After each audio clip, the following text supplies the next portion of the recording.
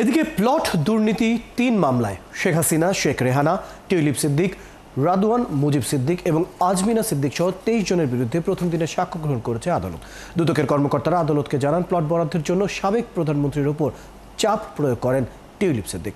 পরে রাজুকের আইন ভঙ্গ করে শেখ হাসিনা ক্ষমতার অপব্যবহার করে শেখ রেহানা সহ তার পরিবারের নামে ৩০ কাঠা প্লট বরাদ্দ নেওয়া হয়।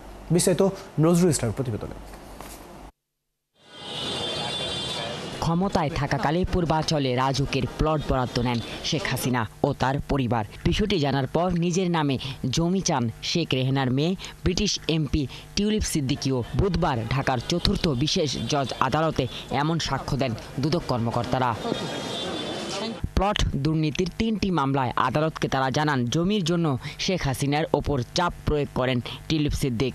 পরে প্রধানমন্ত্রীর কার্যালয় থেকে রাজুক চেয়ারম্যানকে বরাদ্দের নির্দেশ দেওয়া হয়। অবৈধ পারিতোষিক পাওয়ার আশায় বা অবৈধভাবে তার সুবিধা পাওয়ার আশায় প্রধানমন্ত্রীর কার্যালয় থেকে যে নির্দেশনা গিয়েছে, সেই নির্দেশনা অনুযায়ী তারা এই প্লট বরাদ্দের বিষয়ে তারা রাজুকের যে চেয়ারম্যান তাকে সুপারিশ করেছে বা নির্দেশ দিয়েছে, সেই অনুযায়ী তাকে এই প্লটগুলো বরাদ্দ দেওয়া হয়েছে। রাজধানীতে স্থাবর সম্পদ থাকার পরেও কোনো আবেদন ছাড়াই শেখ রেহানা, টিউলিপ সিদ্দিক ও রাদওয়ান মুজিব সিদ্দিক প্লট বরাদ্দ নেন বলে জানান সাক্ষীরা। দুদক আইনজীবীরা বলেন, আবাসন নীতিমালার সব আইন লঙ্ঘন করেছেন আসামিরা।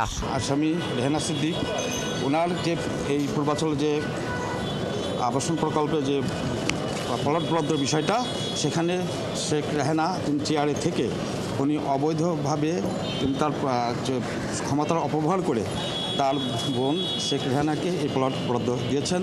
সে মর্মে এখানে যে রাজনৈতিক উন্নয়ন কর্তৃপক্ষের যে বিধি আছে, সেই সব বিধি লঙ্ঘন করেছেন, লঙ্ঘন করে এই প্লটগুলো বরাদ্দ দেওয়া হয়েছে। এর আগে সোমবার একই অভিযোগের 3টি মামলায় সাক্ষ্য গ্রহণ হয়েছে।